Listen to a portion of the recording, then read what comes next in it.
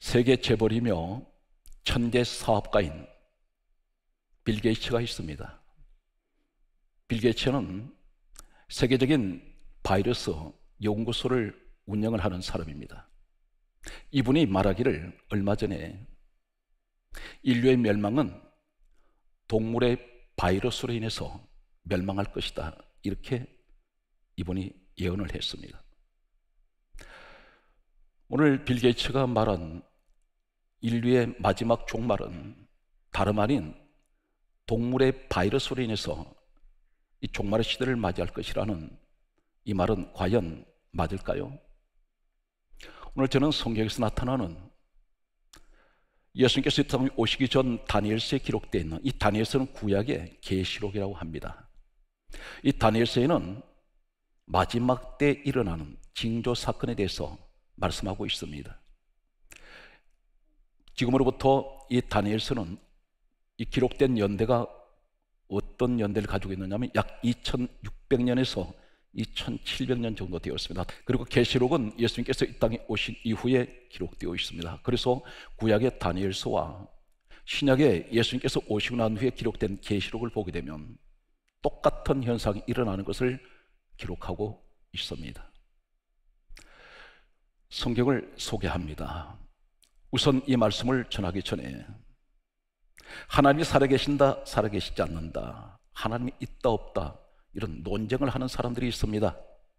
참고로 말씀을 드립니다. 이 땅에 수많은 신들이 자칭 섬기는 자들이 있습니다.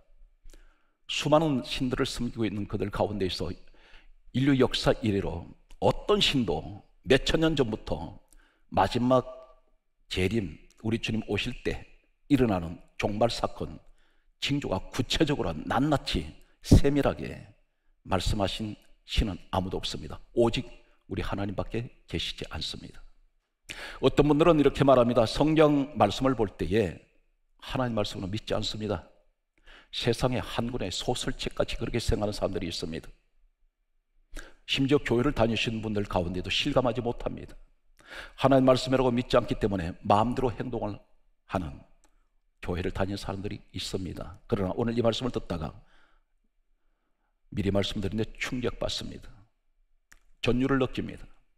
어쩌면 정확하게 이 시대를 그대로 조명을 하고 있는 말씀이 성경 속에 기록되어 있기 때문입니다. 분명 이 시대는 주님 말씀하신 재난의 시대입니다. 이 재난의 카운트다운은 이미 시작되었다고 할 수 있습니다.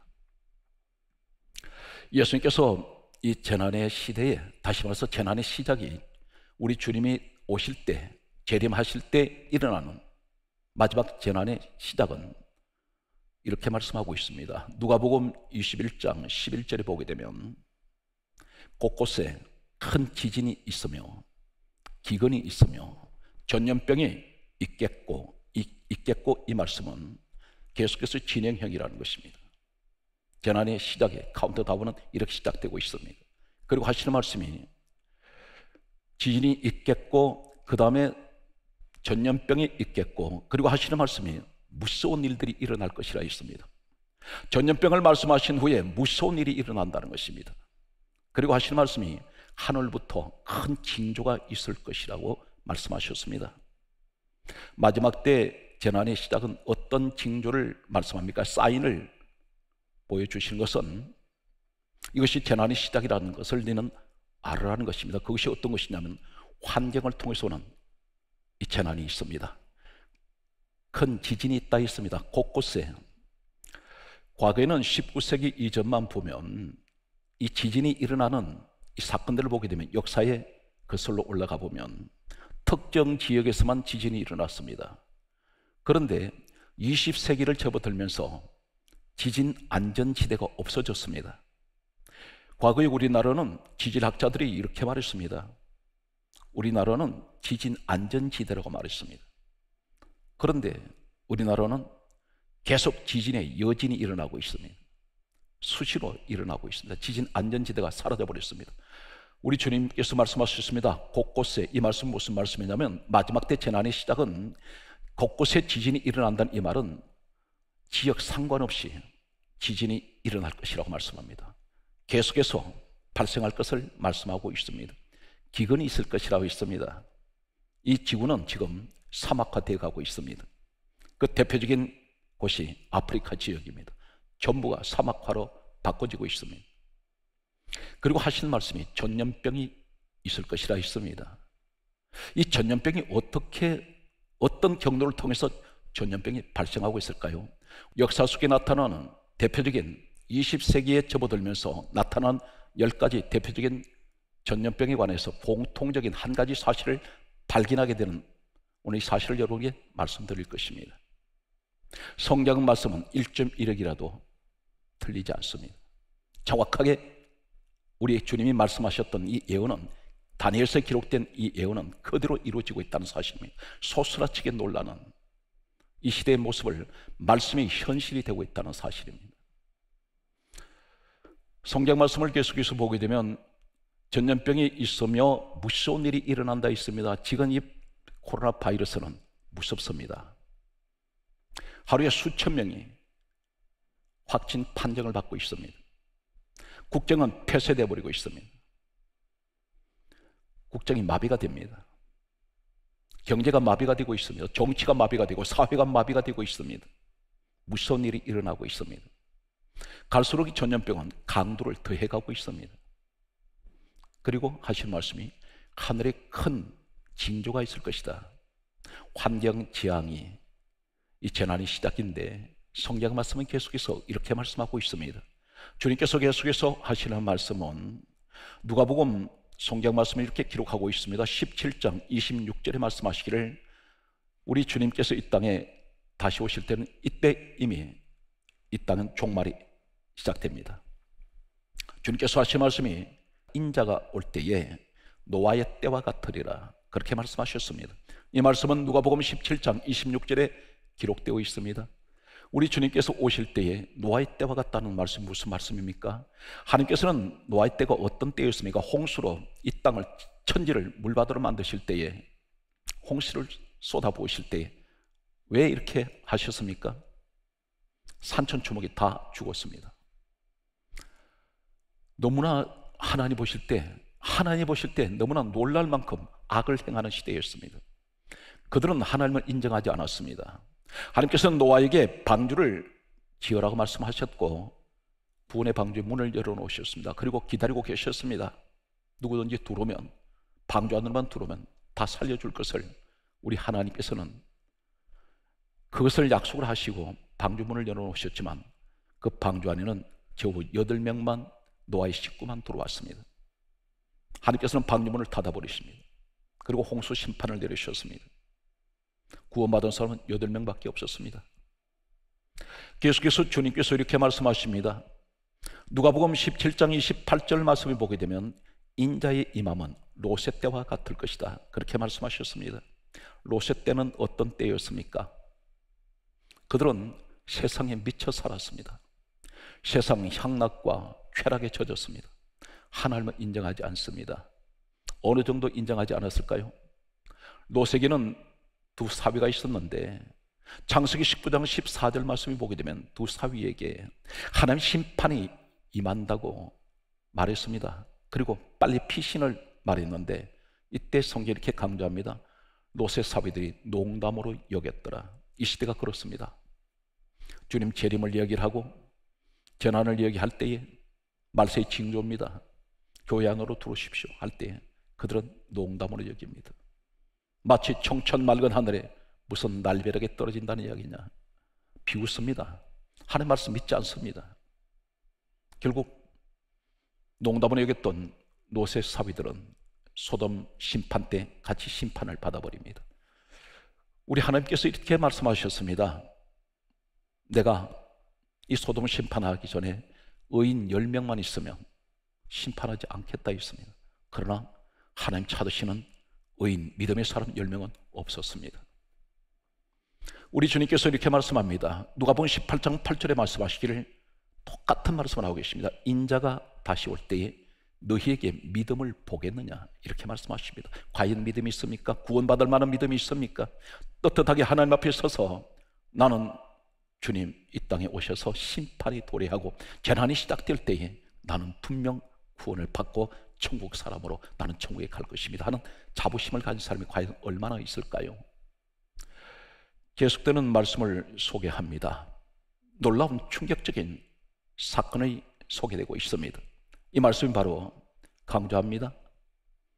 예수님께서 이 땅에 오시기 전 600년에서 700년 사이 기록된 다니엘서 9장 27절에 보면 마지막 때 재난의 시대가 오면, 종말이 오면 지금 우리가 말씀이 현실이 된 이 현실을 정확하게 진단하고 있습니다.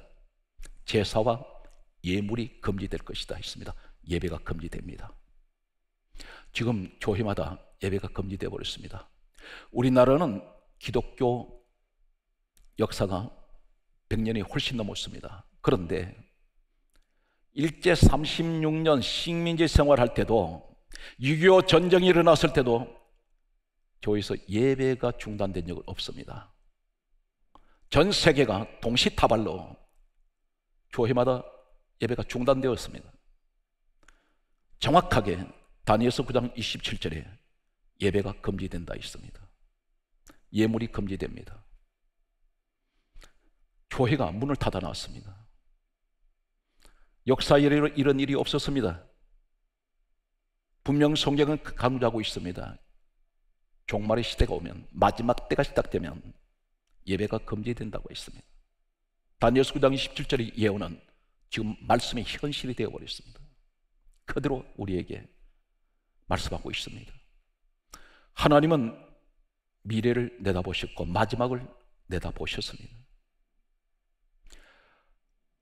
그런데 어떻게 해서 전 세계에 이렇게 동시다발로 갑자기 순식간에 아프리카, 유럽, 아시아 전역에 이 코로나 바이러스가 확산이 되어버렸을까요?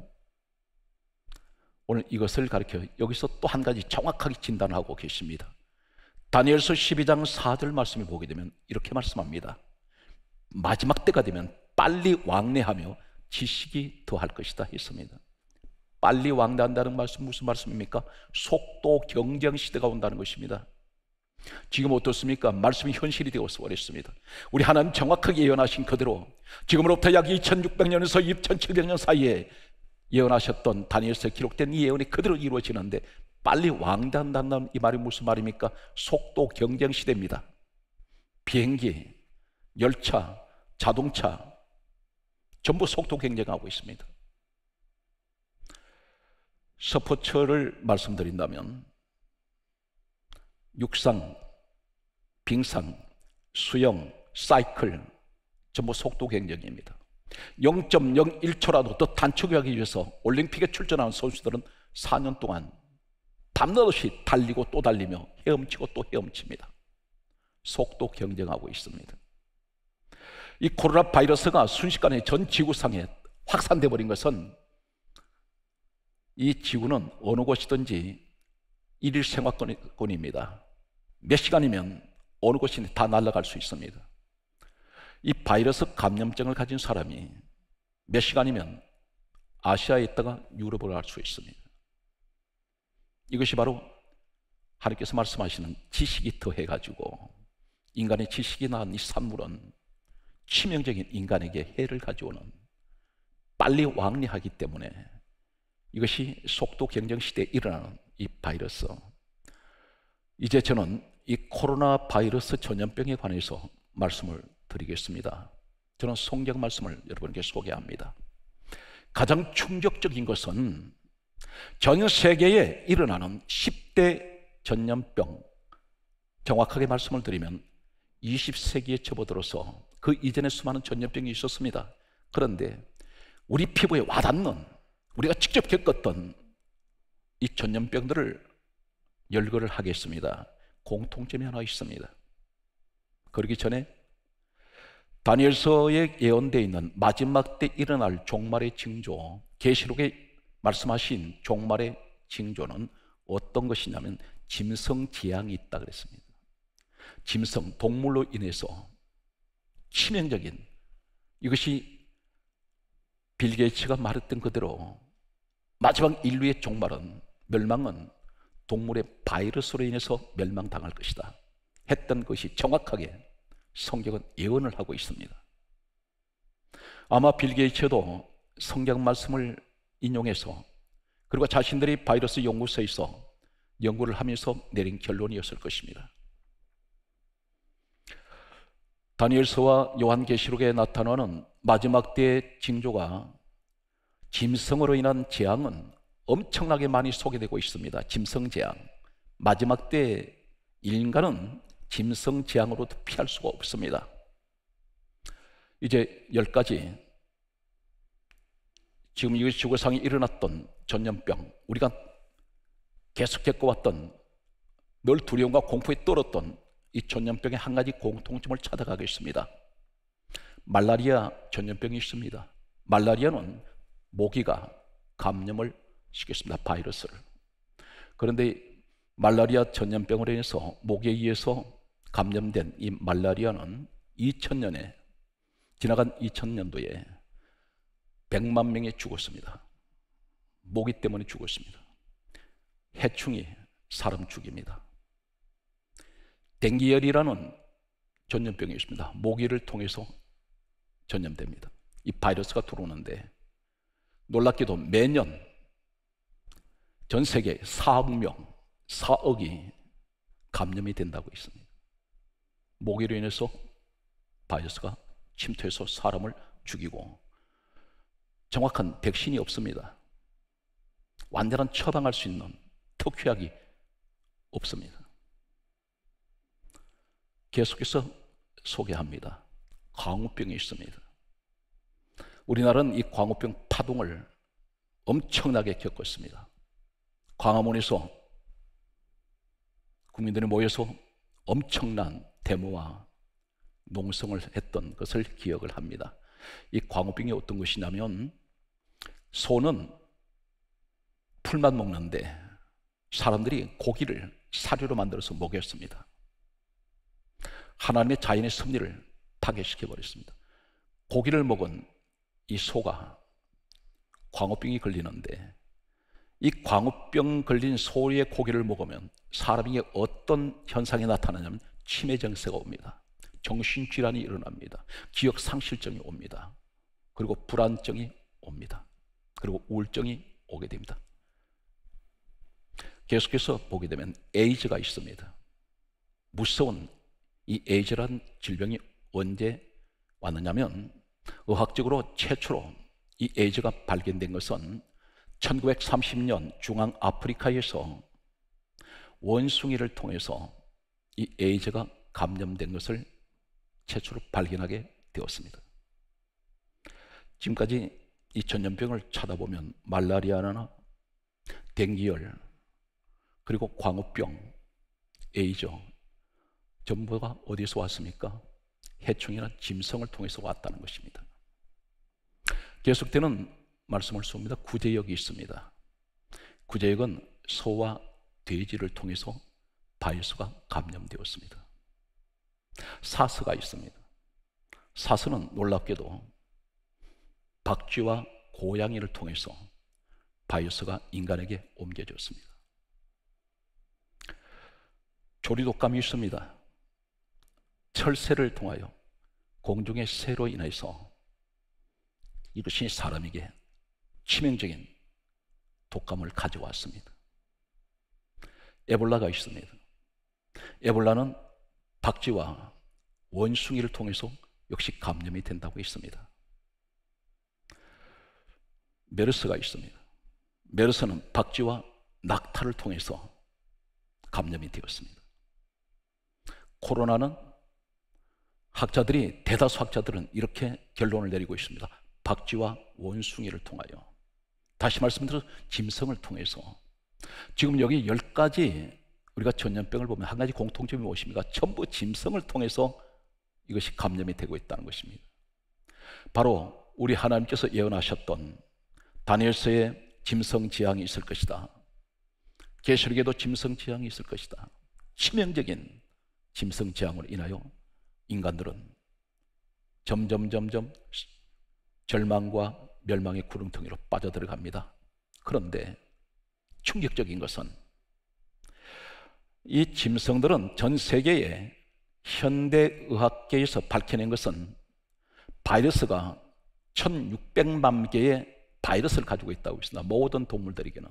그런데 현대의학이 밝혀낸 것은 300개 정도밖에 되지 않는다고 합니다. 그런데 대단히 충격적인 것은 이 박쥐에게는 40여 종의 바이러스가 붙어 있는데 한마디로 바이러스 덩어리라는 것입니다. 그런데 하나님께서는 파충류를 먹지 말라고 했습니다. 그런데 사람들은 박쥐와 원숭이를 잡아먹습니다. 요리를 합니다. 뱀도 잡아먹습니다. 별별 파충류를 다 잡아먹습니다. 그런데 100도 이상 물에 끓여도 죽지 않는 바이러스가 있다는 것입니다. 이 짐승들 가운데 이것을 죽지 않는 바이러스를 음식을 해서 요리해서 먹었을 때 사람 몸속에 들어오면 살아있는 바이러스가 변이를 일으킨다는 것입니다.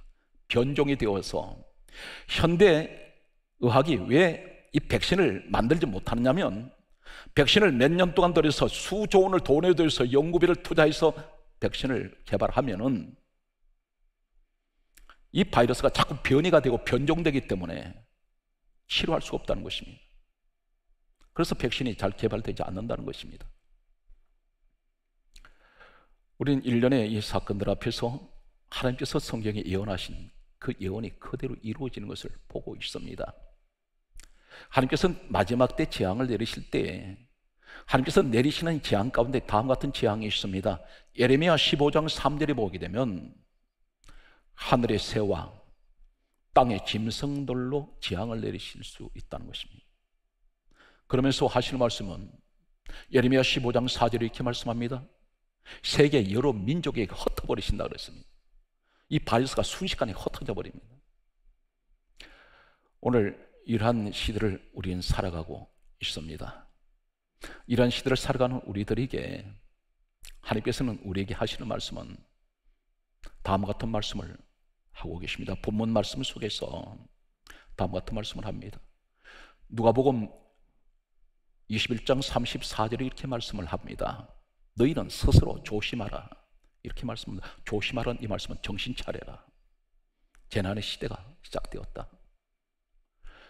너희는 스스로 조심하라 말씀하시면서 누가복음 21장 34절에 그렇지 않으면 이 말씀 무슨 말씀이냐면 너희들 스스로 누가 가르치기 전에 네 스스로가 조심하지 않으면 이 말씀은 정신 차려서 신앙생활을 통하여 열심히 기도하고 믿음 안에서 오직 주님 앞에 의지하며 살아야 되는데 그렇지 않으면 방탕함과 술 취함으로 이렇게 말씀합니다. 이 방탕이 무엇입니까? 하나님을 인정하지 않습니다. 그리고 당장 지금 종말이 오고 심판이 도래하는 마치 노아의 때와 같이 소돔 고모라의 롯의 때와 같이 전혀 예측을 못하는 순식간에 임하는 이 재난을 전혀 관심을 두지 않습니다. 그러면서 방탕해서 세상에 빠져서 세상 향락과 쾌락에 빠져서 그렇게 살면서 술 취했다는 것은 세상에 취했다는 것입니다. 세상에 취해서 살아갈 때 사람들 마음속에서 점점 하나님이 사라집니다. 왜 그렇습니까? 누가복음 21장 34절은 계속해서 이렇게 말씀하고 있습니다. 방탕함과 술 취함으로 생활의 염려로 말미암아 마음이 둔하여진다 그랬습니다. 이 말이 무슨 말입니까? 생활의 염려, 늘 먹고 사는 것, 하루하루 이 땅에서 의식주 걱정하는 것, 여러 가지 세상 일에 잡혀서 염려만 하고 있다가 마음이 둔해진다는 것은 하나님을 잊어버린다는 것입니다. 내 마음에 영적으로 감각이 사라집니다. 지금 점점 마음은 둔하여집니다. 그런데 성경이 이렇게 강조합니다. 누가복음 21장 34절 뜻밖의 그날이 덫과 같이 임한다 그랬습니다. 덫이 무엇입니까? 올무입니다. 뜻밖이라는 말은 갑자기 임한다는 것입니다. 순식간에. 누가복음 21장 35절에 말씀하시기를 이날은 온 지구상에 거하는 모든 사람에게 임할 것이라 있습니다. 동시다발로 임한다는 것입니다. 우리 주님께서는 계속해서 결론적으로 이렇게 말씀하고 있습니다. 누가복음 21장 36절에 말씀하시기를 이러므로 너희는 장차 올 이 모든 일을 능히 피하고 따라하시겠습니까? 인자 앞에 서서 거기 가서 주님 앞에 서서 항상 기도하며 깨어 있어라. 우리 주님의 결론입니다. 재난이 시작됐는데 이 종말의 시대에 이것을 두려워하거나 염려하기보다는 주님 앞에 네가 온전하게 서서 항상 기도하며 깨어있기를 우리 주님은 원하고 계십니다. 사랑하는 성도 여러분, 세상 일이 아무리 바쁘고 힘들어도 주님을 잊지 마십시오. 그리고 늘 주님 앞에 확실하게 서 있는 믿음의 사람이 되시길 바랍니다.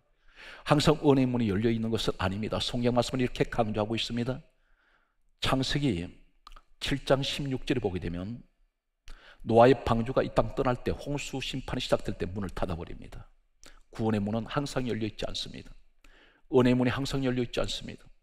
누군가 나에게 전도할 때에, 누군가 나에게 기도하러 할 때에 바로 그것이 성령이 내게 주시는 음성으로 받으십시오. 깨어 있어야 됩니다. 언젠가는 우리는 반드시 이 땅을 떠나게 되어 있습니다. 그러나 이 재난 시대를 맞이하면서 우리는 깨어있는 믿음의 사람이 되어야 됩니다. 성경 말씀은 이렇게 말씀합니다. 마태복음 25장 10절에 말씀하시기를 혼인잔치에 신부들은 다 들어가고 문이 닫혀질 때에 나중에 온 사람이 문 열어달라고 할 때 문은 열리지 않는다는 것입니다.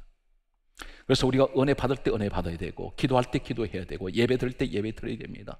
이 시간이 항상 있는 것이 아니라는 것입니다. 그러므로 성경 말씀하기를 이사야 49장 8절에 은혜 때에 내가 내게 응답하리라, 때가 있다는 것입니다. 사랑하는 성도 여러분, 이 재난의 시대를 맞이하면서 우리는 기도할 때입니다. 또 믿음이 강한 이 기회가, 이때가 되시기를 바랍니다. 힘들고 어려운 또 시간들을 보내시는 우리 사랑하시는 우리 화감교회 가족 여러분과 또 이 예배를 통해서 함께 은혜를 나누신 모든 분들에게 늘 주님이 살아가시는 마지막 때에 끝까지 남아있는 믿음의 사람이 되시기를 우리 주 예수 그리스도 이름으로 축복합니다.